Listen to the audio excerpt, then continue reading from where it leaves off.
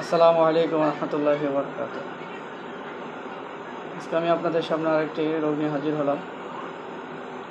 যে রোগটির সাথে আমাদের প্রত্যেকের পরিচিতি অর্জন করা অত্যন্ত জরুরি। আজকে যে রোগটি নিয়ে আলোচনা করব, এই রোগটি বাংলাদেশে মহামারী আকার ধারণ করেছে।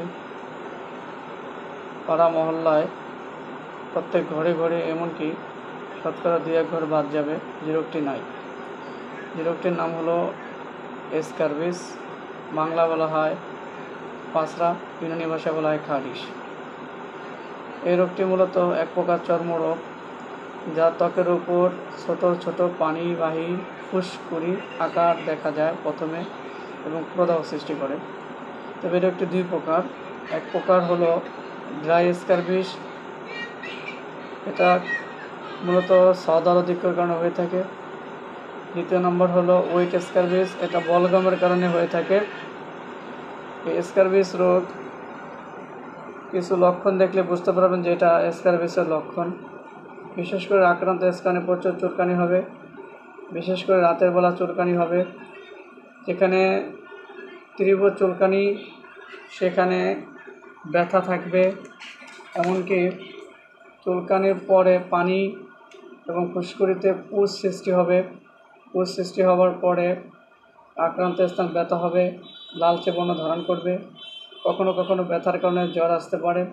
পুজ বের করে দিলে ব্যথা কমে যাবে। তো বিশেষ করে এ রোগের চিকিৎসা হিসেবে ইউনানি চিকিৎসকগণ কয়েকটি প্রকারে চিকিৎসা করে থাকেন। সেক্ষেত্রে বিশেষ করে সিরাপ হিসেবে শরবত, মুসাফি এবং এতিরিফল সাহাতা প্রয়োগ করে থাকেন। সাথে সাথে যদি জ্বর থাকে সেক্ষেত্রে প্রাপ্তবয়স্ক যদি হয় সেক্ষেত্রে হাব্বে শেফা, এবং অপ্রাপ্তবয়স্ক বাচ্চা যদি হয় সেক্ষেত্রে শরবতে খাকসি এটা দেওয়া হয়। বিশেষ করে এই রোগ থেকে বাঁচার জন্য আমাদের প্রত্যেকের কিছু পরামর্শ থাকবে প্রত্যেকের উপরে। 1 নম্বরে পরিষ্কার পরিচ্ছন্নতা থাকতে হবে। 2 নম্বরে তার পরিধেয় কাপড় চোপড় প্রত্যেক দিন উষ্ণ গরম পানিতে সিদ্ধ করে পরিষ্কার করতে হবে। পরিবারের সকলকে একসাথে চিকিৎসা গ্রহণ করতে হবে। উষ্ণ জাতীয় খাবার গ্রহণ থেকে বিরত থাকতে হবে। মিষ্টি জাতীয় খাবার আপাতত বন্ধ রাখতে হবে। আক্রান্ত স্থান পরিষ্কার পরিচ্ছন্নতা রাখতে হবে।